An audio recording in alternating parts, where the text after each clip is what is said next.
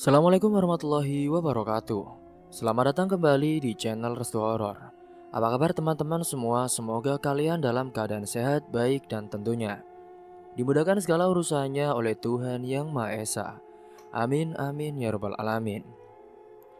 Pada kesempatan kali ini seperti biasa, saya akan membacakan sebuah cerita horor dengan judul Dendam Calon Pengantin.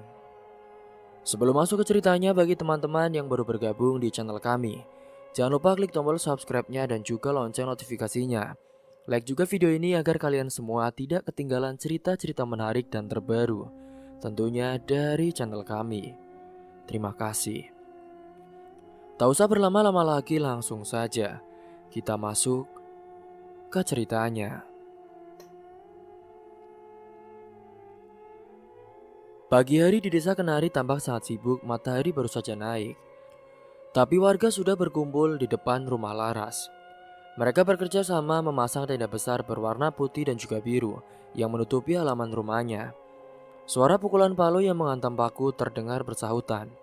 Beberapa pria dewasa sibuk memanjat pohon kelapa di dekat rumah untuk mengambil janur. Mereka kemudian menganyam janur itu menjadi hiasan yang nantinya akan dipasang di pinggir jalan masuk desa.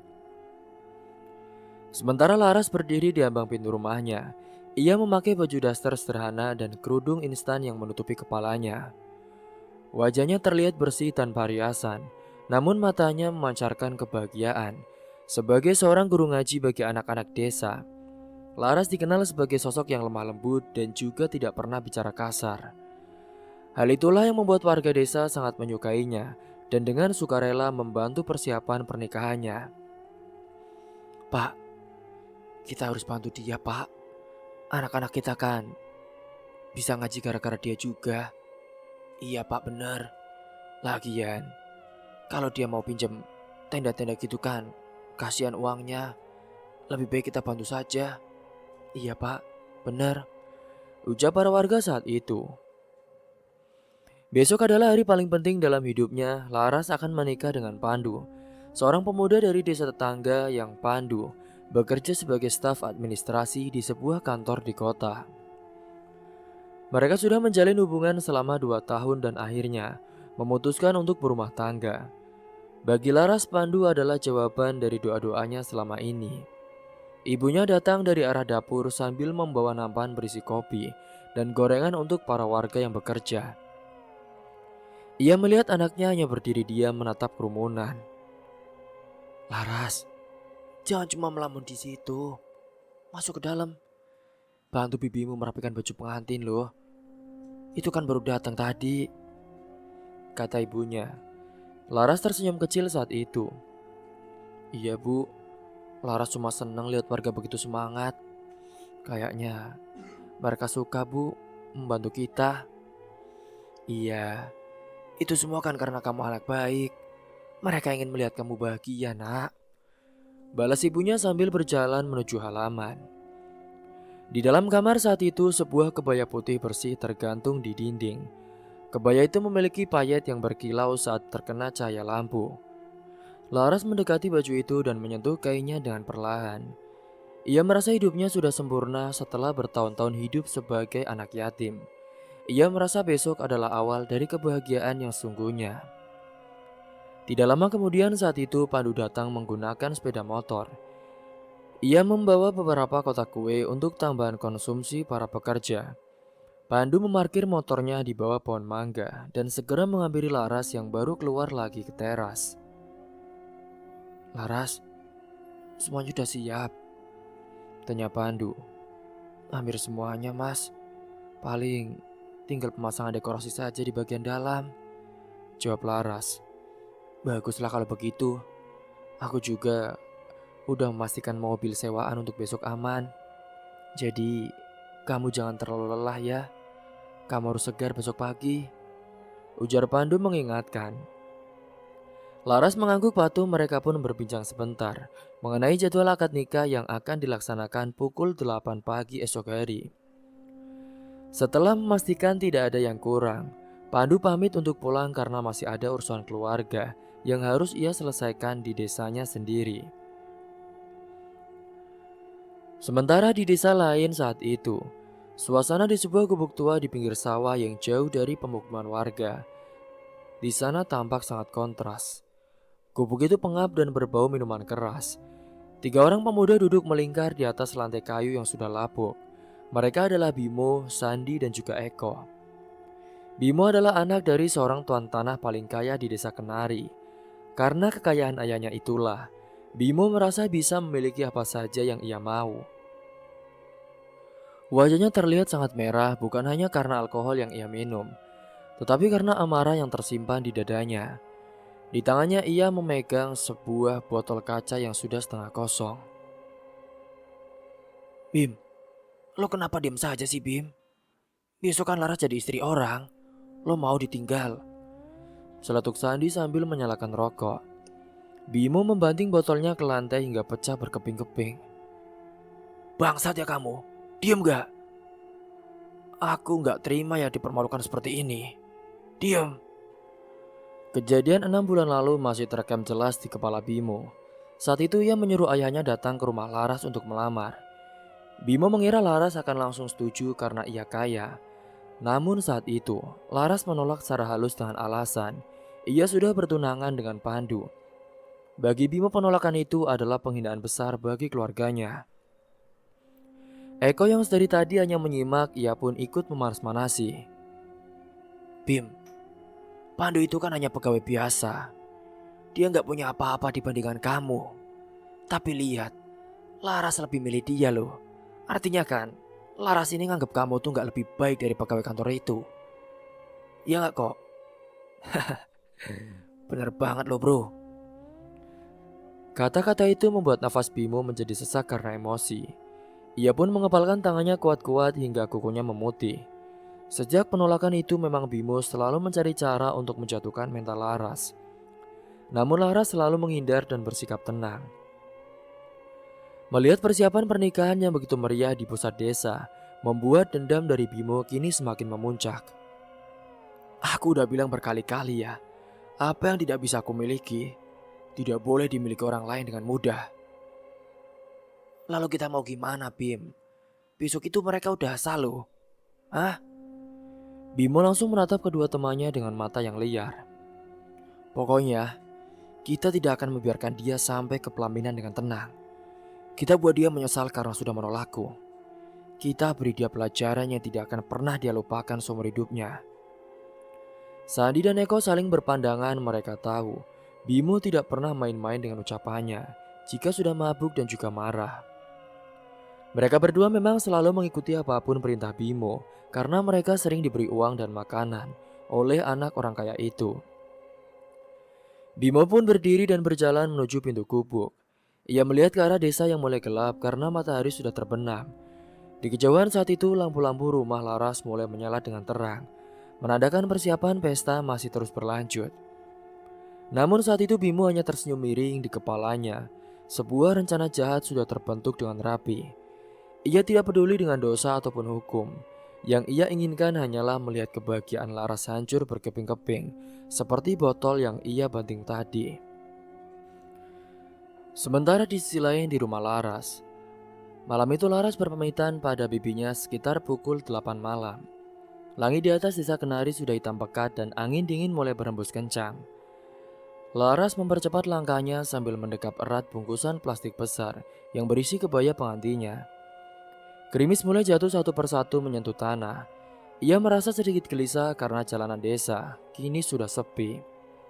Warga lebih memilih berdiam diri di dalam rumah karena cuaca yang tidak mendukung. Jalan utama desa saat itu sedang ditutup sebagian karena ada perbaikan saluran air. Laras pun memutuskan untuk mengambil jalan pintas melewati sebuah gang sempit di belakang gudang penggilingan padi yang sudah lama tidak terpakai. Gang itu sangat gelap karena lampu jalannya sudah lama mati dan juga tidak pernah diperbaiki. Hanya ada sedikit cahaya remang-remang dari lampu teras rumah warga yang letaknya cukup jauh di ujung gang. Laras menarik nafas panjang dan berjalan masuk ke gang tersebut, berharap bisa sampai di rumah dalam waktu 5 menit. Baru saja ia berjalan beberapa puluh meter, langkahnya tiba-tiba terhenti secara mendadak. Di depannya saat itu 3 bayangan pria berdiri menghalangi jalannya. Cahaya petir yang menyambar saat memperlihatkan wajah mereka dengan jelas. Mereka adalah Bimo, Sandi, dan juga Eko. Ketiga pria itu berdiri dengan posisi yang tidak stabil. Aroma alkohol yang sangat tajam tercium dari arah mereka, bahkan dari jarak 2 meter.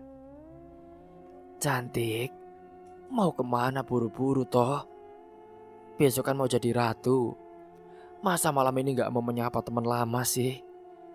Apa kamu gak ingat aku? Tanya Bimo dengan suara serak dan tawa yang terdengar mengejek.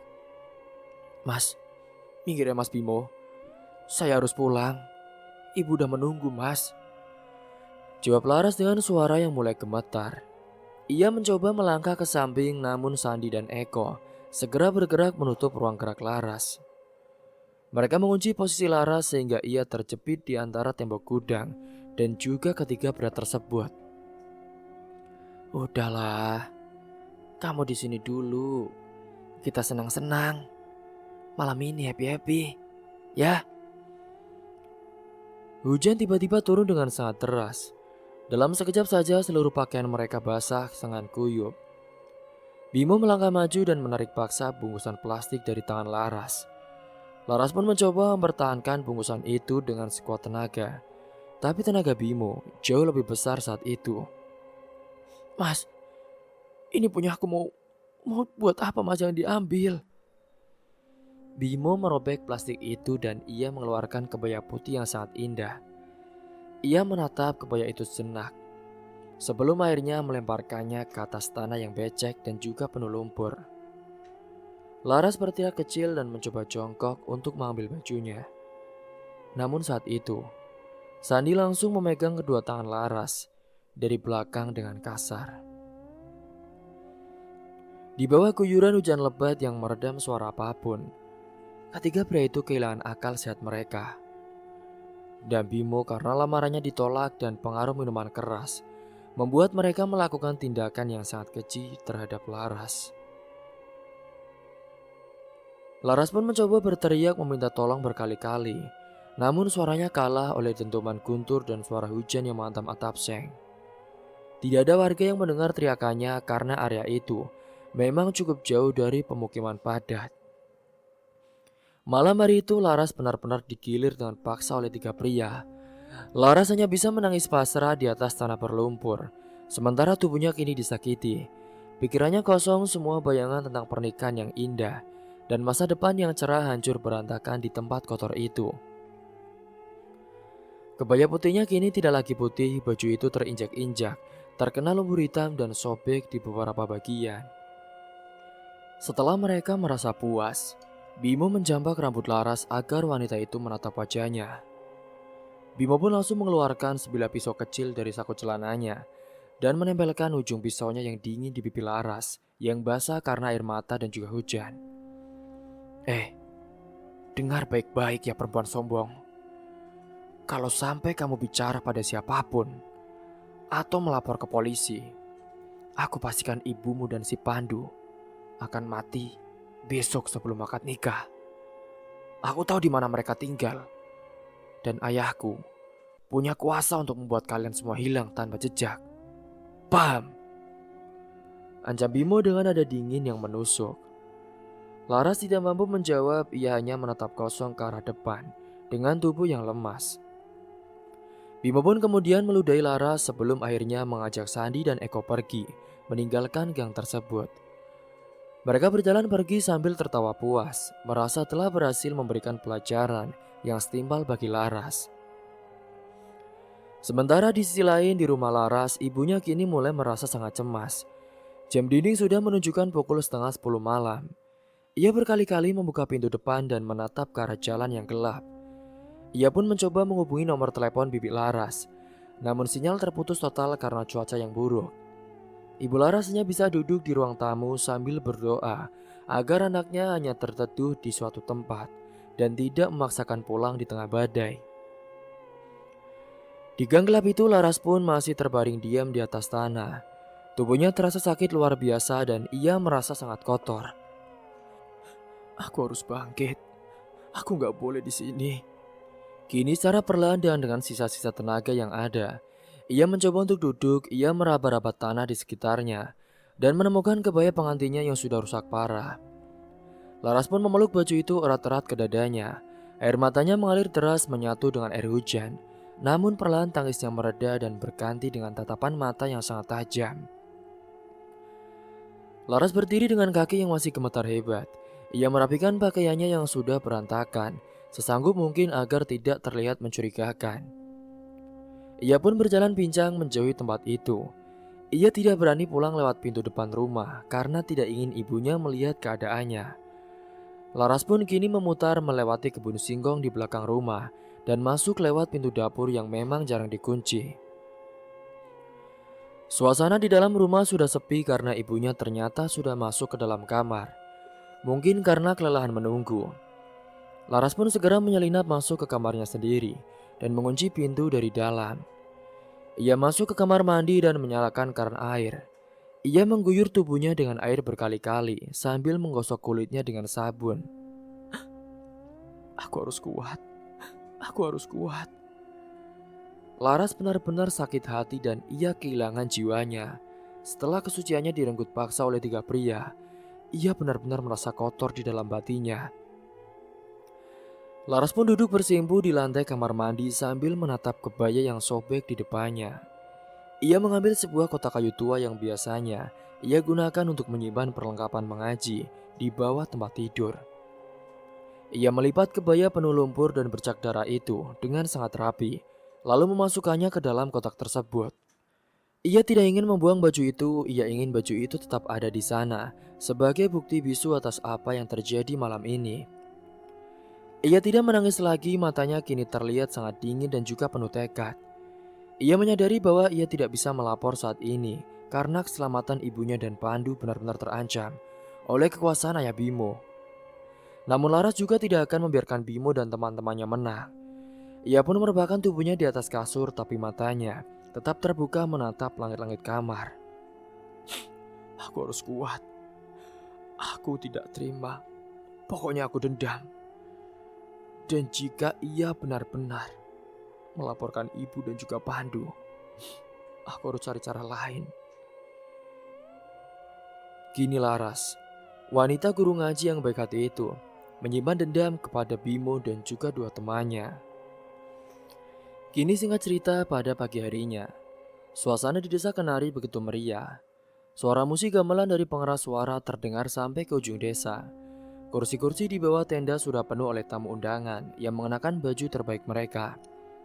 Pandu pun sudah duduk di kursi pelaminan dengan setelan jas hitam. Wajahnya terlihat gelisah namun juga bahagia. Namun kegelisahan itu memuncak saat Laras keluar dari kamar, didampingi oleh perias pengantin. Laras mengenakan kebaya pengantin baru, bukan kebaya yang dirusak semalam. Wajahnya dirias dengan cantik, tetapi ada yang berbeda dari tatapannya. Tidak ada senyum manis yang biasanya ia berikan kepada warga. Matanya terlihat tajam, dingin dan juga mengintimidasi. Saat ia duduk di samping Pandu, Pandu pun menyentuh tangannya yang terasa dingin es.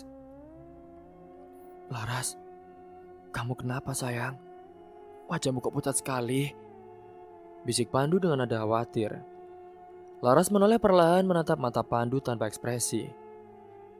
Aku baik-baik saja, Mas. Aku hanya ingin memastikan saja semua orang mendapatkan apa yang pantas mereka dapatkan hari ini. Pandu tidak mengerti maksud ucapan dari calon istrinya, tapi ia diam saja karena tahu tamu mulai berdatangan untuk bersalaman. Di antara kerumunan tamu itu terlihat Bimo, Sandi dan juga Eko berjalan masuk dengan gaya sombong.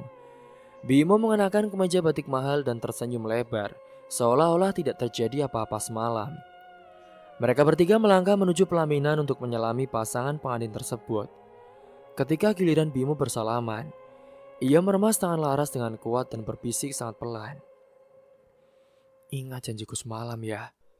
Tersenyumlah, atau ibumu akan celaka setelah pesta ini. Laras pun tidak menarik tangannya, ia justru menatap balik mata Bimo dengan keberanian yang tidak pernah Bimo lihat sebelumnya. Makanlah yang banyak, Mas Bimo. Mungkin ini pesta terakhir yang bisa kamu nikmati. balas Laras dengan suara yang datar namun menusuk. Bimo hanya tertawa kecil menganggap itu hanyalah gertakan lemah, lalu berjalan menuju area prasmanan bersama kedua temannya. Di sisi lain saat itu di area meja makanan, Sandi sedang mengambil piring dengan semangat. Ia pun mengarahkan sendoknya ke mangkuk besar berisi rendang daging yang masih mengepul panas. Namun saat ia menyendok daging tersebut ke piringnya, matanya membelalak di atas tumpukan nasi putihnya. Potongan daging itu tiba-tiba berubah menjadi ratusan belatung putih yang menggeliat dengan sangat menjijikan. Hah, sial, apa-apaan ini? Makanannya kok busuk sih? Teriak Sandi sambil melempar piringnya hingga pecah. Warga yang ada di sekitarnya pun langsung menoleh dengan bingung. Ibu-ibu yang melayani makanan segera menghampiri. Mas, ada apa Mas Sandi? Ini makanannya baru matang semua kok. Kenapa? Kata salah satu warga sambil menuju ke dalam mangkuk yang terlihat normal bagi semua orang. Sementara Eko yang berdiri di samping Sandi mencoba melihat piring tersebut. Namun ia hanya melihat nasi dan juga daging rendang seperti biasanya. San, lo kenapa sih? Lo mabuk ya? Itu kan daging biasa. Kenapa lo lempar? Ucap Eko sambil mencoba mengambil sepotong ayam goreng.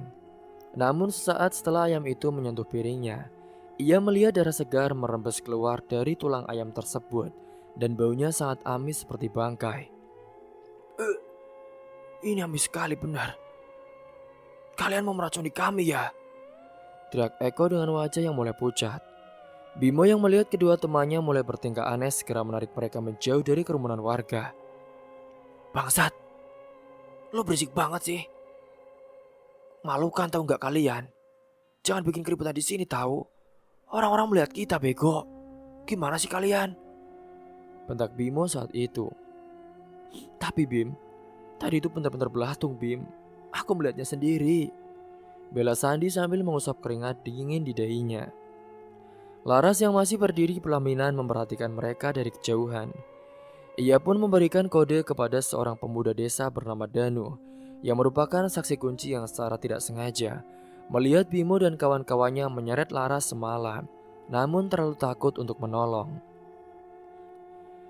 Danu sudah Laras temui pagi-pagi sekali tadi untuk memberikan keberanian kepadanya. Danu pun berjalan melewati Sandi dan dengan sengaja menjatuhkan sebuah korek api berbahan perak di depan kaki Sandi. Sandi mengenali korek itu adalah korek miliknya yang hilang semalam di gudang tua. Ini punya Mas Sandi kan? Ketinggalan di gang gelap belakang gudang yang semalam. Iya, tanya Danu dengan suara yang cukup keras hingga terdengar oleh beberapa warga di sekitarnya. Sandi tertegun, ia pun mengambil korek itu dengan tangan gemetar. Kamu tahu dari mana? Danu tidak menjawab dan langsung pergi menghilang di balik kerumunan. Ketakutan mulai merayap di hati Sandi. Ia merasa seolah-olah ada banyak mata yang sedang mengawasinya dari balik bayang-bayang tenda. Kekacauan mental mereka semakin menjadi-jadi saat Laras berdiri dari kursinya. Ia tidak mempedulikan Pandu yang mencoba menahannya. Laras pun berjalan turun dari pelaminan dan mendekati meja tempat Bimo dan kawan-kawannya duduk.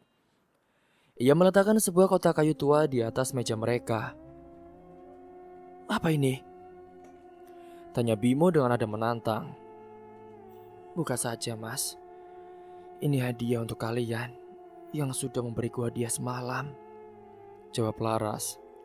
Eko dengan tangan gemetar membuka tutup kotak itu. Di dalamnya terdapat potongan kain kebaya putih yang sobek dan penuh lumpur kering serta bercak darah. Melihat benda itu, Eko pun langsung teringat kejadian semalam. Tiba-tiba ia merasa suhu di sekitarnya menjadi sangat dingin. Di sudut tenda yang gelap, Eko melihat sosok bayangan hitam tinggi besar yang menyerupai dirinya sendiri namun dengan wajah yang hancur, sedang berjalan mendekatinya. Bim, ada orang di sana Bim. Dia mau membunuhku Bim. Bim, lo ngomong apa sih kok? Gak ada siapa-siapa di sana. Udah duduk. Laras pun mendekat ke telinga Bimo dan berbisik. Kamu bisa mengancam nyawa ibuku, tapi kamu tidak bisa menghentikan bayangan dosa yang akan mencekikmu sekarang juga. Lihat ke depan Bimo.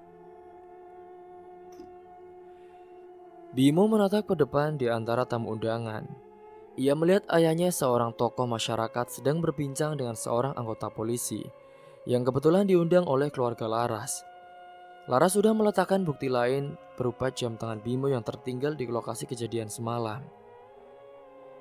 Ia juga sudah tidak tahan lagi. Eko kini mulai histeris dan berlari ke tengah area pesta sambil berteriak-teriak minta ampun. "Ras, ampun Ras, ampun. Jangan kejar aku. Aku cuma ikut-ikutan Bimo semalam. Dia yang pertama kali." Seluruh tamu undangan terdiam, musik gamelan berhenti seketika. Semua mata tertuju pada Eko yang berlutut di tanah sambil menangis ketakutan. Saat yang melihat Eko sudah membongkar semuanya, ia pun ikut jatuh terduduk karena merasa kakinya sudah tidak punya tulang. "Kok, apa yang kamu bicarakan kok? Kamu gila ya?" teriak Bimo, mencoba membungkam temannya namun sudah terlambat. Kini polisi pun sudah datang. Bimo pun ditangkap dan saat itu ia benar-benar tak bisa apa-apa. "Lihat saja ya. Aku punya kuasa. Kalian gak bisa diam." Namun ayahnya sendiri hanya bisa diam, mematung, malu dan juga hancur ketika melihat kelakuan anaknya dibongkar di depan seluruh warga desa. Laras mengambil nafas panjang, beban berat di dadanya mulai terasa sedikit terangkat. Kebenaran yang ia rencanakan dengan bantuan Danu dan juga tekanan psikologis melalui bukti-bukti fisik akhirnya membuahkan hasil. Suasana pesta yang seharusnya bahagia kini berubah menjadi tempat pengadilan terbuka yang sangat menegangkan bagi semua orang di Desa Kenari. Singkat cerita, beberapa hari setelah pesta pernikahan yang penuh ketegangan itu berakhir, suasana di rumah Laras menjadi sangat sepi. Warga desa sudah pulang ke rumah masing-masing, meninggalkan sisa-sisa dekorasi yang mulai layu. Di dalam kamar pengantin yang seharusnya penuh kebahagiaan, Laras duduk di tepi tempat tidur dengan tangan yang masih gemetar. Pandu pun duduk di kursi kayu di depannya, menatap lantai dengan tatapan kosong. "Mas, ada sesuatu yang harus aku sampaikan dengan jujur," ucap Laras. "Apa itu? Katakan saja." Laras menarik nafas panjang, ia menceritakan kejadian di gang gelap itu dengan sangat detail. Ia pun menceritakan bagaimana Bimo, Sandi, dan Eko menghancurkan harga dirinya di bawah hujan deras. Ia juga menjelaskan bahwa ia terpaksa diam karena ancaman pembunuhan terhadap ibunya dan juga Pandu. "Maafin aku, Mas. Aku gak ngomong sama kamu dari awal." Laras menangis saat mengatakan bahwa tubuhnya kini sudah kotor dan tidak lagi suci seperti yang dibayangkan Pandu. Mendengar pengakuan itu, Pandu tampak sangat terkejut. Wajahnya yang semula penuh rasa syukur kini berubah menjadi pucat pasi. Ia tidak mengeluarkan sepatah kata pun. Pandu berdiri dari kursinya, berjalan keluar kamar saat itu. Ia kini meninggalkan Laras sendirian tanpa memberikan respon apapun. Selama 3 hari berikutnya, suasana di rumah itu terasa seperti kuburan. Pandu tidak mau makan bersama Laras, ia pun tidur di ruang tamu dan selalu menghindar setiap kali Laras mencoba mendekatinya. Pandu merasa sangat terpukul di dalam kepalanya. Ia terus membayangkan kejadian keji yang menimpa istrinya. Rasa malu dan ego sebagai laki-laki ternyata lebih besar daripada rasa cintanya. Pada sore hari ketiga saat itu, Pandu mengemasi pakaiannya ke dalam tas besar. Ia menghampiri Laras yang sedang duduk melamun di dapur.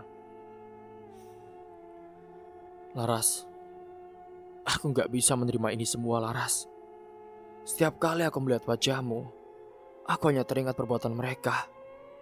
Aku gak sanggup hidup dengan bayangan itu seumur hidupku. Hari ini, aku jatuhkan talak kepadamu. Kita berpisah," ucap Pandu dengan suara dingin. Laras hanya diam mematung, ia tidak memohon atau menangis. Ia melihat Pandu berjalan keluar dari rumah dan menghilang di balik gerbang Desa Kenari. Sejak saat itulah jadi diri Laras benar-benar hancur. Ia yang semula dikenal sebagai guru ngaji yang taat, kini berhenti total dari kegiatannya. Anak-anak desa yang datang ke rumahnya selalu ia usir dengan alasan sedang sakit. Laras lebih banyak menghabiskan waktu di dalam kamar yang gelap. Pikirannya kini lagi tidak berisi ayat-ayat suci, melainkan dendam yang sangat pekat. Ia merasa bahwa kejujurannya justru dibalas dengan kepengkhianatan oleh suaminya sendiri. Kebahagiaannya sudah habis baginya. Penangkapan Bimo dan kedua temannya oleh polisi tidaklah cukup. Ia ingin mereka merasakan sakit fisik yang jauh lebih hebat daripada yang ia rasakan. Sementara di sisi lain di kantor polisi kecamatan, Bimo, Sandi, dan Eko kini mendekam di dalam sel tahanan sementara. Mereka sedang menunggu proses pemindahan ke penjara pusat. Meskipun sudah memakai baju tahanan, Bimo masih sering sesumbar bahwa ayahnya akan segera mengeluarkan mereka dengan uang jaminan. "Pak, lepaskan saja lah Pak.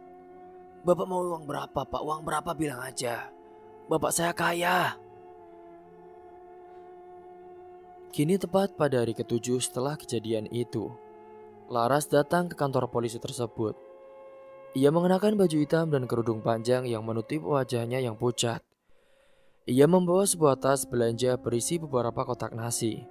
Kepada petugas penjaga, ia mengaku ingin menjenguk dan memberikan makanan terakhir, sebagai tanda bahwa ia sudah memaafkan mereka. "Tolong Pak, saya ingin mereka tahu bahwa saya tidak lagi menyimpan dendam. Sebelum mereka pindah Pak." "Baiklah Mbak Laras, kalau gitu saya akan turuti." Karena petugas itu mengenal Laras sebagai guru ngaji yang baik di desa Kenari, ia merasa iba. Petugas itu pun mengizinkan Laras masuk ke ruang pertemuan kecil yang hanya dibatasi oleh jeruji besi rendah. Petugas itu memanggil Bimo, Sandi, dan Eko untuk keluar dari sel mereka menuju ruang pertemuan tersebut. "Lihat, siapa yang datang lihat? Ternyata guru ngaji kita, dia rindu," ejek Bimo saat melihat Laras dari balik jeruji. Laras tidak membalas ejekan itu. Ia meletakkan kotak nasi di atas meja kecil. Saat petugas polisi sedang berbalik untuk mengambil kunci sel di tembok yang jaraknya beberapa meter, Laras pun langsung bergerak dengan sangat cepat. Dari balik lipatan kerudung panjangnya, ia mengeluarkan sebuah pisau dapur yang sangat tajam dan juga panjang yang sudah ia asah selama 2 hari. Bimo dan juga kedua temannya yang tangannya sedang diborgol. Laras pun langsung menjangkau leher Bimo yang berada paling dekat dengan jeruji. Dengan satu gerakan kuat, ia menusuk leher Bimo hingga darah segar menyemprot ke wajahnya. Sandi dan Eko yang malam itu melihat berteriak ketakutan. Namun ruang pertemuan itu sempit dan mereka terjebak. Laras pun menyeberang dengan membabi buta menyerangnya. Ia menusuk perut Sandi berulang kali hingga pria itu jatuh tersungkur di lantai semen yang dingin. Ampun Ras, ampun." Eko mencoba lari kembali ke dalam sel, namun Laras berhasil menarik bajunya dan menusukkan pisau itu tepat di jantungnya. Suasana kantor polisi menjadi kacau seketika. Teriakan kesakitan para pelaku bercampur dengan suara sirene yang mulai berbunyi. Petugas polisi kini segera berlari masuk dan menolongkan orang-orang yang saat itu sudah menjadi korban dari Laras. Ia pun langsung menodongkan senjata ke arah Laras, namun semuanya sudah terlambat. Bimo, Sandi, dan Eko terkapar bersimbah darah di lantai. Mereka mati mengenaskan di tangan wanita yang mereka anggap lemah sebagai guru ngaji yang lembut.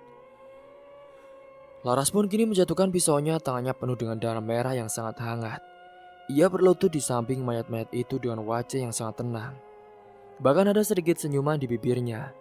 Ia merasa tugasnya sudah selesai. Meskipun ia harus kehilangan masa depan dan mungkin akan menghabiskan sisa hidupnya di penjara. Laras merasa sudah mendapatkan keadilan yang tidak bisa diberikan oleh siapapun. Ia benar-benar sudah hancur setelah ditinggal oleh suaminya. Di sisi lain, warga desa Kenari yang mendengar kabar itu sangat terkejut.